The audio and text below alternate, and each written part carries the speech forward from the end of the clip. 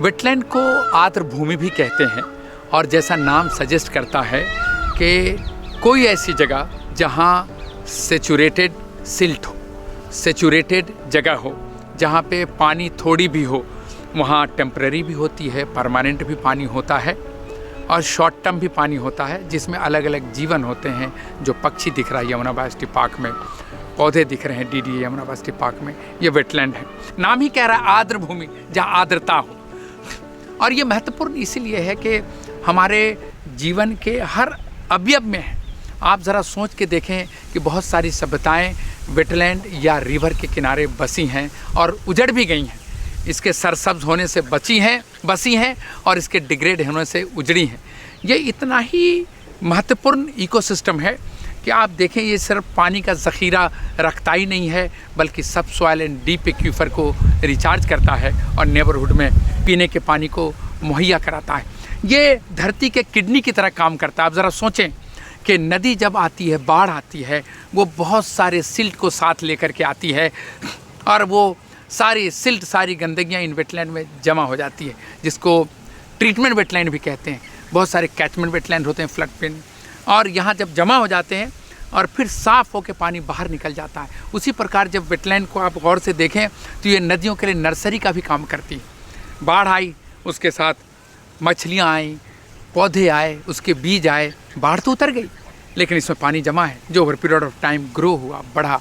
जब अगली साल बाढ़ आया तो ये सारे ऑर्गेनिज्म मेन रिवर चैनल में चले जाते हैं। तो आप ज़रा सोचें, यहाँ तक कि अभी देखें, जो कल ही मैं देख रहा था न्यूज़पेपर में कि जनवरी इस बार का पिछले 2017 के बाद ज़्यादा गर्म रहा है। तो अगर वेटलैंड आपके पास है जो अभी महसूस कर रहे हैं, ये आर्द्रता देता है।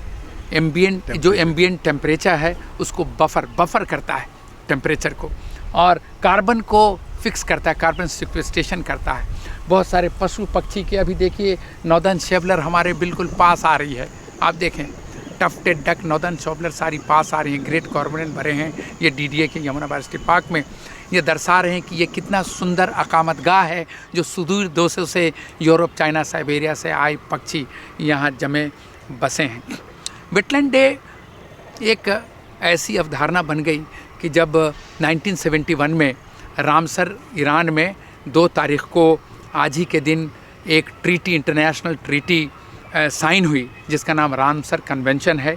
ये एक तरह से कोलैबोरेटिव ट्रीटी है जिसमें वेटलैंड को कंजर्व करने और इसके वाइज यूज़ करने के तरीक़ों पे बात हुई है, महत्वपूर्ण वेटलैंड के। और इसके द्वारा वेटलैंड को रिकॉग्नाइज़ किया जाता है, इम्पॉर्टेंट वेटलैंड को, अलग अलग तरीके से। तो आज का दिन इसलिए महत्वपूर्ण होता है कि इसके ज़रिए हम लोगों को बता पाते हैं कि जो वेटलैंड वेस्टलैंड की तरह समझे जाते हैं, ये वेस्टलैंड नहीं है, ये जीवन का आधार है। एक्चुअली बहुत इम्पोर्टेंट है ये जानना कि वेटलैंड को हमेशा से हम वेस्टलैंड समझते रहे हैं और इसको देखते रहे कि अगर हमारे आसपास कोई आर्द्र भूमि है, वेटलैंड है, तो उसको कैसे भर दें, उसमें कैसे सीवेज डाल दें, उसको भर के उस पर मकान बना लें। उस तरह से लोग खड़े नहीं होते जिस तरह फॉरेस्ट के लिए मूवमेंट होता है। आप ज़रा देखें, कहीं भी फॉरेस्ट करता है, पेड़ करते हैं, लोग खड़े हो जाते हैं, आप देखें। लेकिन कभी आपने सुना कि वेटलैंड पाटा गया, इस वेटलैंड में नाला छोड़ा गया, उस पर लोग खड़े हो गए बोलने के लिए? आपको न के बराबर ऐसी लड़ाई नज़र आएगी जहाँ वेटलैंड के लिए लोग लड़ रहे हों। तो ऐसा मुझे लगता है कहीं ना कहीं वेटलैंड अभी लोगों के दिलो दिमाग तक बेहतर ढंग से नहीं पहुँच पाया है। शायद ये हम लोगों की गलती भी है, कैसे पहुँचाएँ, इसी के लिए world wetland day Yamuna biosphere park celebrate कर रहा था कि उनके दिल तक वेटलैंड कैसे पहुँचे। देखें, across the country wetland is suffering because specially urban centre में एक सिस्टम बन गया है कि जो वेटलैंड है वो वेस्टलैंड है, उसको भरो घर बनाओ। तो वेटलैंड ख़त्म होते जा रहे हैं, तो पानी भी कम हो रहे हैं। ये कुछ स्टेट में तो बहुत पार्टिकुलरली किया जा रहा है। बचाने का सबसे महत्वपूर्ण तरीक़ा है कि उसको रिस्टोर करो, आइडेंटिफाइंग वेटलैंड एंड उसको रिस्टोर करना सबसे लाजमी। जैसे यमुना बायोस्फीयर पार्क में आप देखें, इनएक्टिव फ्लड प्लेन में आप खड़े हैं, वहाँ भी वेटलैंड हमने रिस्टोर कर दिया, और एक्टिव फ्लड प्लेन में हमने वेटलैंड को आइडेंटिफाई किया और 100 एकर्स के वेटलैंड को रिस्टोर किया।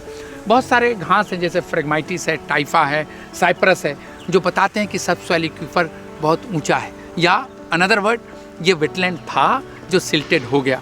जिसको हमने इकोलॉजिकली रिस्टोर किया, कैरेक्टरिस्टिक ग्रासलैंड बनाए। आज आपके सामने एक जीवित वेटलैंड है जिसमें बहुत सारे जीवन है और पानी का ज़ख़ीरा है।